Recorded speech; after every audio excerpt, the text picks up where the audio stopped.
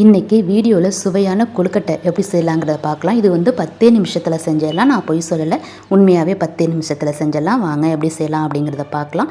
இதுக்கு நம்ம வீட்டில் எப்போவுமே சாதம் வச்சுருப்போம். நான் வந்து சாதம் 1 கப் எடுத்துக்கிட்டேன். சாதத்தை வச்சு தான் அந்த கொழுக்கட்டை செய்ய போகிறோம். சாதம் 1 கப் எடுத்துக்கிட்டு அதை மிக்ஸி ஜாரில் நல்லா நைஸாக அரைச்சிக்கிட்டேன்.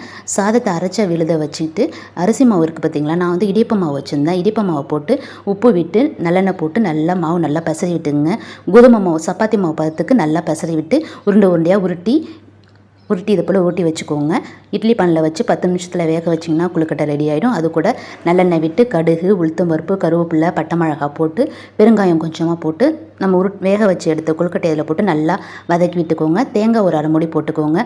சுவையான கொழுக்கட்டை ரெடி ஆகிடும். இது கூட நீங்கள் தக்காளி சட்னி, கார சட்னி இருக்குது பார்த்தீங்களா, அது தொட்டு சாப்பிட்டா டேஸ்ட்டு சும்மா சூப்பராக இருக்கும். உங்களுக்கு வீடியோ பிடிச்சிருந்தா லைக் பண்ணுங்கள், ஷேர் பண்ணுங்கள், மறக்காமல் சப்ஸ்கிரைப் பண்ணுங்கள். தேங்க்யூ.